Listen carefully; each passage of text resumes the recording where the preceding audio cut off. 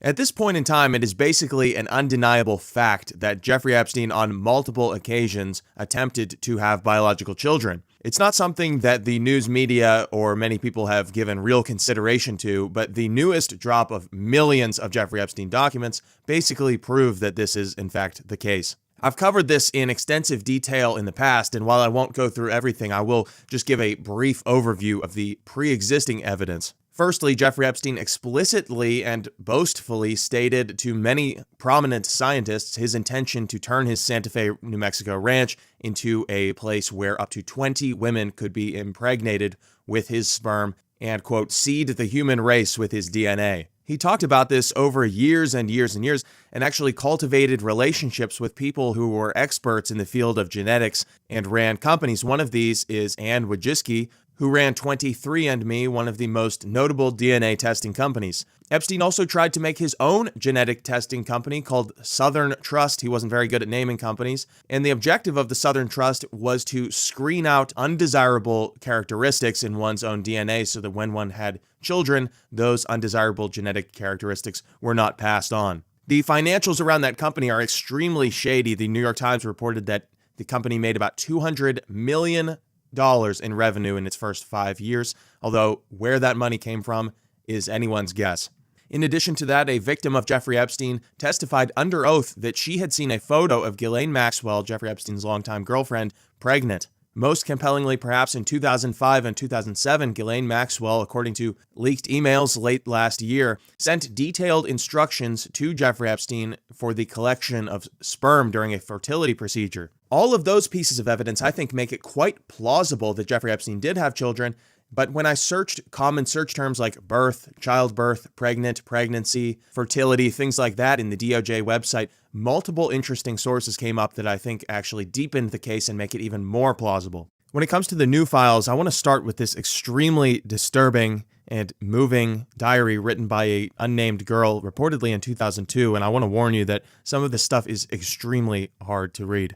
The diary is written in a code which is easily deciphered. It's just the top letter followed by the bottom letter, followed by the top letter, followed by the bottom letter.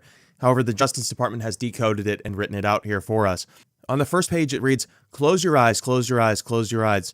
Don't speak, she doesn't talk. I can't stop shaking and it's been a week. A decision was made, but I can't tell Jeffrey. These things happen. Why didn't I close my eyes fast enough? The doctor was different again. I think he was from Israel. He had kind eyes, but didn't speak directly to me. This was different. A shot, and those rod-like things had a hook and so much pain. Ghislaine said to push all the pain away. I don't understand. Blood and water all over the bed, and she was right. Like a feeling when your tummy hurts and you have to push. She said to close my eyes and put her hands over my eyes, but I didn't close them because of these tiny cries. I'm so lost. I saw between her fingers this tiny head and body in the doctor's hands. It reached its tiny arm up and had a tiny foot. I closed my eyes and no more cries. I don't understand. Just say these things happen, but he doesn't believe that. They yelled and screamed, and he said it will be the same in a couple of months, and said she was fed up with it all. I don't understand what is going on, and no one will tell me. I can't go to school like this. I can't stop shaking. Why won't anyone make it stop? I know Ghislaine is trying, but nothing changes. Why didn't I close my eyes?" In the hall, Ghislaine said she was beautiful. She was, not is. She was a beautiful girl. I heard her. Where is she? Why did she stop whimpering? She was born. I heard the tiny cries. I can't do this anymore.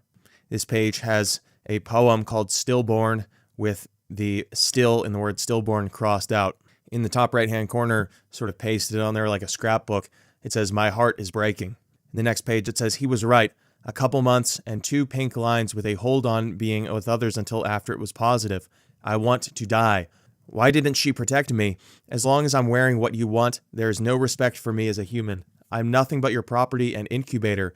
You only trust me when I am under your complete control. I will never trust another man, ever. I am the only one who provides and sacrifices everything. I give and give out of terror, and you take all of me. You need me to continue, keeping us all connected." The next page has a clipping that says, "Unlike drugs, a woman's body can be sold over and over." It reads, "This is not surprising, but there is no such thing as a child prostitute. They are children and cannot consent. They are missing the biggest in my own backyard, and so many more, like Mar-a-Lago, where I see Mr. Joe and Miss Ann." The next page has a clipping from an article that ran in National Geographic called 21st Century Slaves, and in code beneath it reads, "Please release me from this torture and hell." The following page reads, "Controlled all by Jeffrey all the time. Get away from it all and go to New Mexico? What in the hell? This makes no sense. What about school? Behind the scenes, he is now controlling everything when it used to be Ghislaine who some days acts like she hates me. Secrets of all of them. I'm tired of keeping this secret. I know people are wondering, but I can't tell. I'm exhausted. Broken promises. I don't understand why she is treating me on some days like I'm the enemy, but then we lay in bed together and she is how she used to be, warm. He makes her feel my tummy and it's so sad and confusing. Superior gene pool? Why me? It makes no sense. Why my hair color and dye color? That feels very Nazi-like, but in thinking about these stupid, insane theories he has, I guess in his mind it makes sense. The piano and music comments are made to convince me this is right and we will create perfect offspring, he calls them. I don't think it works that way and it's making me hate playing altogether. Piano or viola, I'm starting to resent them both. I miss the person I was before I was made into what feels like a human incubator. My friend, whose name is redacted, realized much of everything and came to get me out of Mary's. She made me leave all things of value on the bed. She put all my belongings in trash bags. I have maybe avoided New Mexico. I've been staying with friends, but never more than 2 or 3 nights because my mother is on the warpath. Some names that have been redacted have been so great, but blank saw me changing and knows about the baby. He said he promises to help me and we will figure out what to do. On the following pages, really heartbreakingly, this girl writes about her child. It says, "My heart belonged to her. She was so very beautiful. She was beyond perfect. I can't bring myself to write what happened. I'm beyond broken. I only got 10 to 15 minutes to hold and feed her before they took her. She is mine. I want her back." Distraught. On that page, there is an ultrasound scan of a child, and above it are written the words, "She is gone and she won't be coming back." The next page reads, "Help me. Please can't anyone find me? Barely survived all those procedures. My heart is gone." The next page reads, "April 22nd, I had no choice. I wasn't ready and she wasn't ready. My mother had found me and it was urgent. After so many bonding moments with Jeffrey, Ghislaine, their baby inside me, with me in the middle, she wouldn't even look at me. We said nothing to one another and I was so confused. When we arrived at Palm Beach, I was taken to a house close to Jeffrey's, I think called Ocean Boulevard or Street, but it was close, and I was alone except for a new driver, not Mr. Juan. An elderly French lady whose pictures on the wall didn't have her. She had a thick accent and was kind. Said she had been born to deliver babies and had been doing so before I was born. Similar as the last one with shot and hook, but too much blood with so much water and unbearable pain. She put her hands inside of me and seemed worried. I didn't understand. Something about the baby facing the wrong way and putting pressure on a placenta. Things would have to be different.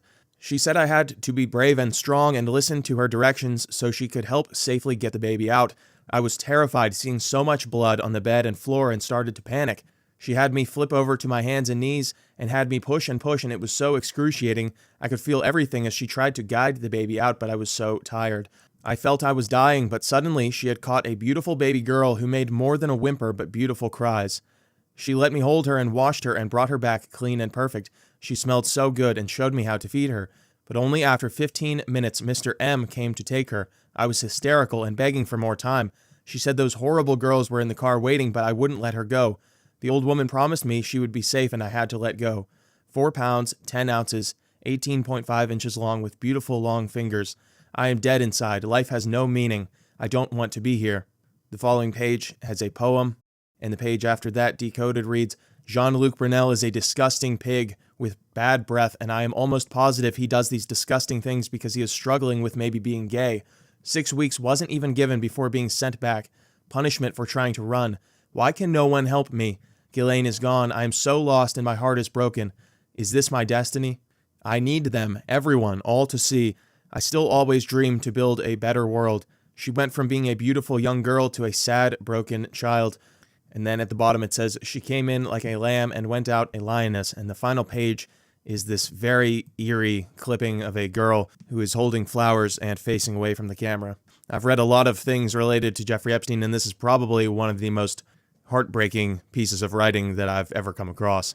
On Wednesday, September 21st, 2011, a woman who has been identified by the Times of London as Sarah Ferguson, who is the ex-wife of Prince Andrew, congratulates Jeffrey Epstein on the birth of a child. It reads, quote, "Don't know if you are still on this BBM, I'm not sure what that means, but heard from the Duke that you had a baby boy. Even though you never kept in touch, I am still here with love, friendship, and congratulations on your baby boy, Sarah." And then only a matter of minutes later, she emails him again and says, "You have disappeared. I did not even know you were having a baby. It was so crystal clear to me that you were only friends with me to get to Andrew, and that really hurt me deeply, more than you will ever know." According to the Times of London, quote, "It is understood that Andrew suggested to Ferguson that she should message Epstein to congratulate him on the birth of his baby boy, but that she heard no more on the matter." In 2009, there's an email from Jeffrey Epstein to someone whose name is redacted. That email is in quite a contentious tone, and while not necessarily the whole email is important to our purposes, what is interesting at the bottom here is when he says, "Your focus is on what you can get, on what you can get, on what you can get. Classic. Any thought of me, zero. Sperm on demand." Now, it's possible he was just referring to the act of sexual intercourse. However, it is a weird thing to say. I don't know that you would necessarily reference sperm in that case if you were just talking about sex. Also in 2009, Jeffrey Epstein exchanges multiple emails with a woman whose name is only written as NEM.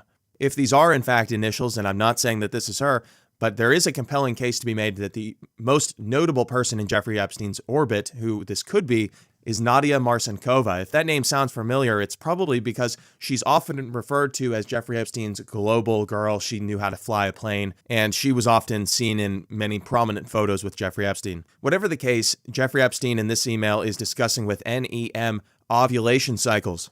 Epstein says, "It's 8. I'm going to sleep. I tried to call. I got no answer. I didn't get your calculation. Mine showed that if you ovulated the 12th to the 17th and your cycle is between 43 and 46 days, then October 25th to November 2nd is the only possible and most likely the 28th. Where did you get the 23rd? Then she describes the math around her ovulation cycle. The conversation with NEM continues in February of 2010. They appear to be arguing about the possibility of this woman getting pregnant. Jeffrey Epstein says, "By the way, Blank's memory is like mine. We teased and joked with you about the idea, but other than that, she has no recollection of any inkling of a serious intent or discussion." Then NEM responds, "You joked? Well, you got me. One of your best then." Epstein says, "You have a different memory, obviously. You laughed about it then. That is apart from the fact that we made a deal that you would stop nagging and I would do my best after getting out of jail. We agreed. Your version of the deal is preposterous.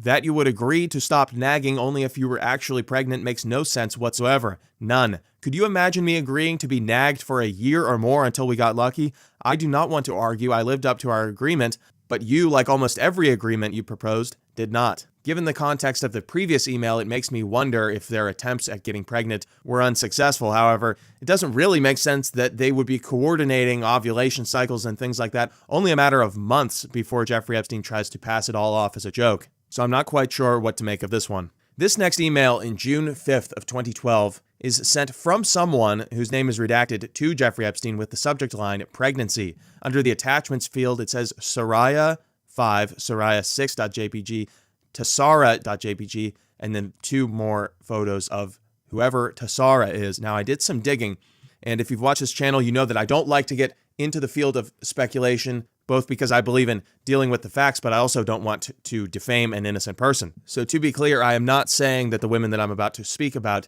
are involved with Jeffrey Epstein whatsoever. I'm just saying that they share a name and that there was overlap between the businesses that they were associated with in the modeling industry and Jeffrey Epstein during that time. So I entered both Soraya and Tassara into the Epstein Little Black Book, and there was nothing that came back. So it got me thinking, who are these people? And it makes me wonder if they're models. So I searched Soraya model, and what came up was Soraya Chavez. Soraya Chavez is a Portuguese actress and model. She won a competition called Elite Model Look, which is a competition put on by Elite Model Management, one of the largest model management companies in the world. Elite Model Management is run by a man named John Casablancas, who ran in the same circles as Jeffrey Epstein, and actually his name appears many times if you search his name on the DOJ website. John Casablancas died in 2013, and he was not a good guy. In 1993, when he was 50 years old, he married his third wife, a 17-year-old model who won the Elite Model Look competition. That was after he had a public relationship, if you can call it that, with a 16-year-old in 1983.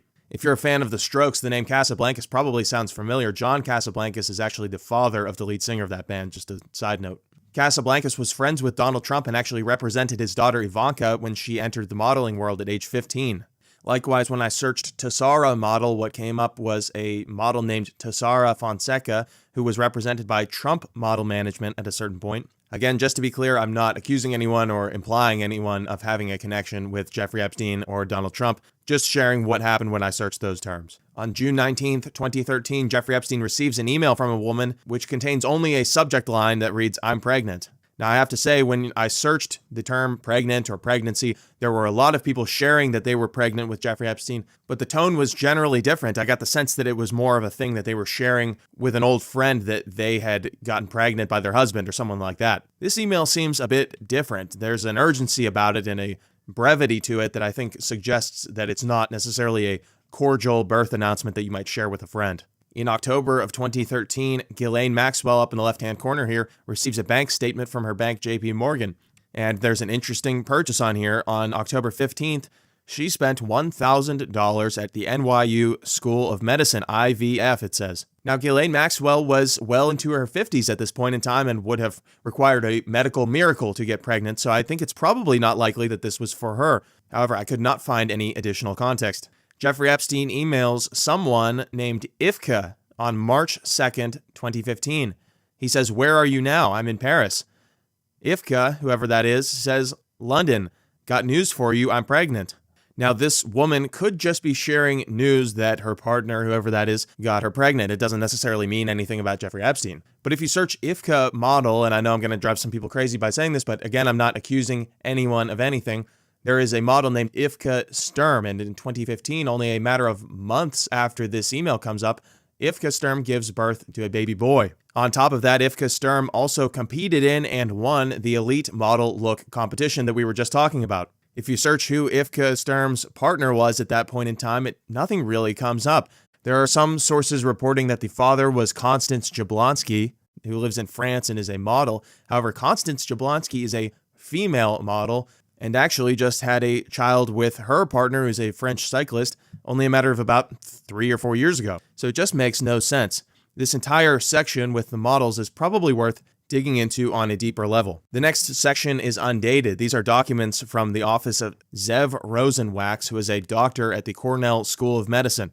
The documents are not filled out, however, they do ask for details about the man who is undergoing inspection's reproductive history. In February 2016, Jeffrey Epstein sends multiple emails back and forth with celebrity doctor Peter Attia, who actually just landed a kind of cushy job at the newly revamped CBS News. And in these emails, they refer to Jeffrey Epstein's use of a drug called Clomid, which has multiple uses, however, can be used to increase fertility in men with low sperm counts or low testosterone, things like that. We'll have more on Peter Attia in a future video. His ties with Jeffrey Epstein are extensive and very interesting, especially for a man whose profile has really only blown up since his ties to Epstein have been revealed. It's kind of wild, actually. On April 5th, 2016, we kick off a chapter of these emails that deal with Karina Shuliak, who is Jeffrey Epstein's final girlfriend before he died. They appear to have been trying to have children for quite a long time, and in this email, which has the subject sperm freezing, Karina writes Jeffrey and says, "To freeze sperm, you would need a prescription from a doctor. They said it's required by New York State. Then you would have to come to the center directly to do the procedure." There's more about Karina and Jeffrey's attempts to get pregnant in just a moment. However, on July 18th, 2016, Jeffrey Epstein sends an email to Moskowitz, and while the name is not in the email, it's probable that this is Bruce Moskowitz, who's a doctor that regularly examined Jeffrey Epstein for issues related to his fertility and testosterone, things like that. Epstein sends him an email on July 18th and says, also, "Are you the person these girls should go to freeze eggs, or Rosenwax, the doctor that we just spoke about? Which hospital are you associated with and what group?" This email kind of raises your eyebrows because what kind of doctor entertains the idea of one man facilitating the fertility procedures of multiple women? Karina Shuliak follows up on August 11th, 2016 with a link to a website called naturalfertilityinfo.com. And if you follow that link, which I definitely would not suggest that you do for any other Jeffrey Epstein file, it leads to an article called How to Use Self-Fertility Massage to Boost Your Chances of Conception, written in 2009. Someone named Nadia, once again, probably Nadia Marcinkova if I had to take a wild guess, emails Jeffrey Epstein on March 23rd of 2018 and says, "Are you around next week for a classic appointment? I'm starting egg freezing the following week and not looking forward to the hormones and no sex. By the way, this is the place to do it now. Premier Egg Freezing Services in New York City." Jeffrey Epstein responds and says, "I will pay." On June 5th, 2018, Jeffrey Epstein gets an alert to his email, probably a kind of reminder or something like that, and it just says sperm bank. In the next email, Jeffrey Epstein drafts an email for Karina Shuliak to send to her doctor. It says, "Dear Dr. Marmer," I actually looked up Dr. Marmer, she's a dermatologist. "Hope you are enjoying your holidays. I would like to make sure I understand my obligation regarding future blood tests in order that I continue on the Accutane." Accutane is a medicine that is taken for the prevention of cystic acne, really bad acne that someone might have on their body. "I understand now that the only test I must take for you is the pregnancy test. If this is not the case, please let me know as soon as possible, and I would appreciate being pointed to the reference that you believe requires it. Thank you." And on the next page, we see a document from iPledge. iPledge is a U.S. government program that tries to reduce the risks associated with taking medicines like Accutane when one is pregnant. According to the website, it says, the iPledge REMS is a safety program to manage the risk of the active ingredient in that drug and to minimize fetal exposure. Finally, and I plan to get into this in a future video in greater detail, but when you flip through the photos that have been released, it is absolutely revolting. There are tons of pictures of children, not necessarily in any illegal context, but it is just very hard to think about. It's possible that these are all children of his friends. However, given all the context around Jeffrey Epstein trying to have children multiple times, when you look at these photos of children who he seems to have felt quite close to, in this top left corner, you can see him cradling a child. It's a terrifying thought to think that he might have actually succeeded in having a child.